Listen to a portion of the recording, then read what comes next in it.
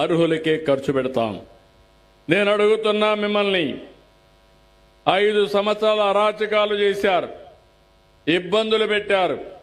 కడాన దివ్యాంగులకు ఇవ్వాల్సిన పింఛను కూడా వీళ్లే కబ్జా చేసే పరిస్థితికి వచ్చారు.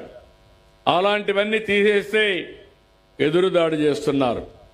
నేను ఒకటే మిమ్మల్ని అందరినీ కోరేది, నేను ఏ నిర్ణయం చేసినా దానికి ఆధారాలు పెట్టుకొని చేస్తాం తప్ప ఆషామాషిగా చేయమని చెప్పి కూడా నేను మీకు తెలియజేస్తున్నా.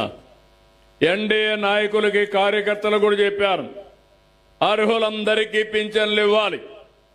అర్హులకు పింఛన్లు ఇవ్వకుండా చేయడం కరెక్ట్ కాదు. కానీ పింఛన్లు ఇచ్చేటప్పుడు మీరు దగ్గరుండండి. మీరు ఎన్నికల్లో హామీ ఇచ్చారు, మీ హామీ ప్రకారం ఈరోజు హామీలు నెరవేరుస్తున్నాం. కాబట్టి మీరు దగ్గరుండి ఇప్పించమని తెలుగుదేశం పార్టీ కార్యకర్తలకు, జనసేన కార్యకర్తలకు, బీజేపీ కార్యకర్తలకు కూడా విజ్ఞప్తి చేస్తున్నా. ఇది ప్రజాప్రభుత్వం.